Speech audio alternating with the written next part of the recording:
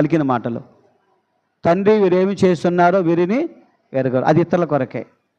తర్వాత దొంగతో చెప్పిన మాట, నువ్వు నాతో కూడా ఇతరుల కొరకే.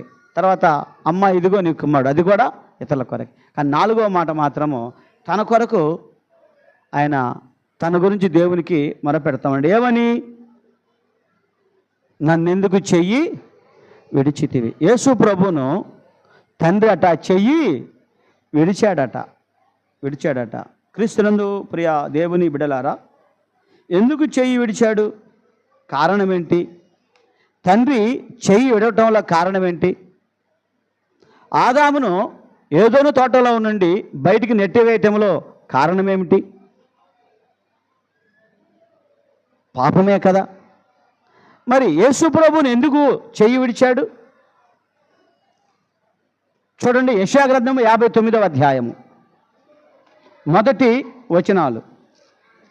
యెషయా 59 మొదటి వచనాలు. రక్షింప నేరుకున్నట్లు యెహోవా హస్తము కురసగాలేదు, విననేరుకున్నట్లు ఆ చెవులు మందము కాలేదు. మీ దోషములు మీకు దేవునికి అడ్డముగా, మీ పాపములు ఆయన ముఖమునకు మరుగు, ఆయన ఆలకింప. కాబట్టి ఎందుకు మనకు దూరం అయ్యాడంటే పాపమే. ఎందుకు ఆదామును వనములోంచి బయటికి నెట్టివేశాడు? దేవుడు చెప్పిన మాట వెనక పండు తినటమే. మరి యేసుక్రీస్తు ఎందుకు చెయ్యి విడిచాడు? ఎందుకంటే యేసు ప్రభువారు మానవుల పాపములన్నీ ఆయన మీద మోపబడ్డాయి. ఇప్పుడు ఆయన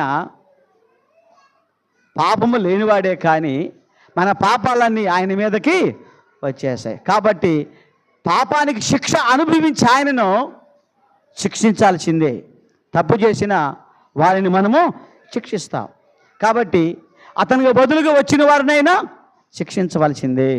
అలాగే మనకు బదులుగా పాత నిబంధనలో మానవుడు పాపం చేస్తే అతని బదులుగా గొర్రె పిల్లను వధించినట్లుగా మన పాపాలన్నీ ఆయన మీదే పడ్డాయి కనుక ఆ కారణం చేత యేసు ప్రభు వారిని తండ్రి చెయ్యి విడవటము కారణము. ఎందుకంటే మన పాపములన్నీ ఆయన మీద మోపబడ్డాయి. అది యెషయా గ్రంథము 53వ అధ్యాయములో రాయబడ్డ మాట. 6వ వచనము, మనమందరము గొర్రెల వలె త్రోవ తప్పిపోతిమి, మనలో ప్రతివాడు తనకిష్టమైన త్రోవకు తొలగిను, యెహోవా మన అందరి దోషం అతని మీద. కాబట్టి మన దోషం ఆయన మీదకు పోయింది కనుక యేసు ప్రభువారు బాప్తిసం ఇచ్చి యోహాను దగ్గర బాప్తిసము తీసుకున్నాడు. యోహాను సువార్త 1వ అధ్యాయము యేసు ప్రభువారి గురించి యోహాను చెబుతున్న మాట, ఇదిగో లోక పాపాన్ని మోసుకొని పో దేవుని గొర్రె పిల్ల. కాబట్టి ఈయనే దేవుని కుమారుడని యోహాను గారు సాక్ష్యం ఇచ్చాడు. కాబట్టి పిల్లారు,